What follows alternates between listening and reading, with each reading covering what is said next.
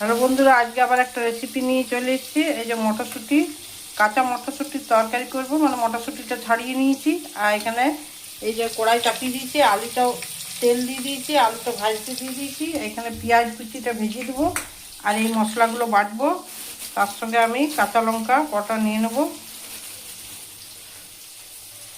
কাঁচা লঙ্কা নিতে ভুলে গেছি, কাঁচা লঙ্কাটা নিয়ে নিই।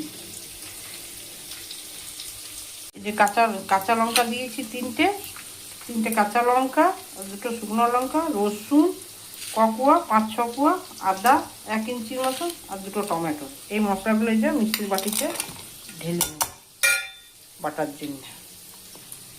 একটু জল দিয়ে দিই, এই যে একটু জল দিয়ে দিলাম, একটু জল দিলাম। এবার এটাকে বেটে নিয়ে আসি। এই যে আলুটা ভাজতে দিয়েছি, এখানে পেঁয়াজটাও দিয়ে দেবো। এই যে আমার আলুটা লাল লাল করে ভাজা হয়ে গেছে। এবার আমি আলুটা তুলে নেব। তারপরে ভেজে নিচ্ছি, আলুটা তুলে নিলাম।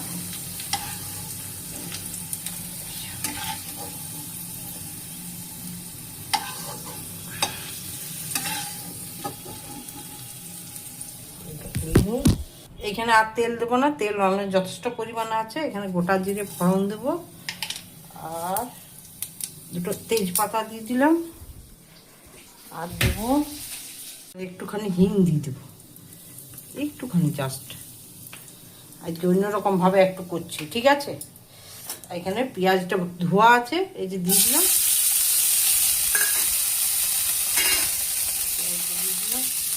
ভাজা হোক পেঁয়াজটা।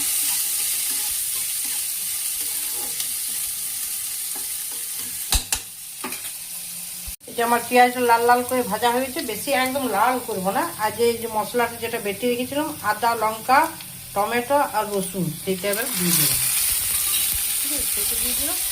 আর এখানে রেগুলার মশলা যেগুলো ছিল সেগুলো দিয়ে দেবো। নুন নাই, জিরে ধনে আর হলুদ দিয়ে দিলাম।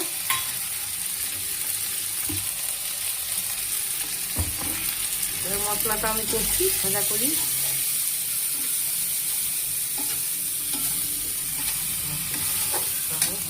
মশলার থেকে আমার তেল ছেড়ে দিয়েছে, খুব সুন্দরভাবে কষানো হয়ে গেছে।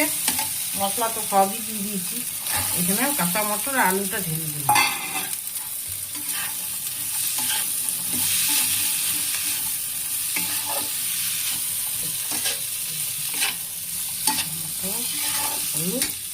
একটু পরিমাণ মতন চিনি দেবো, এখানে চিনি একটু দিয়ে দিলাম। এটা ভাত রুটি সবের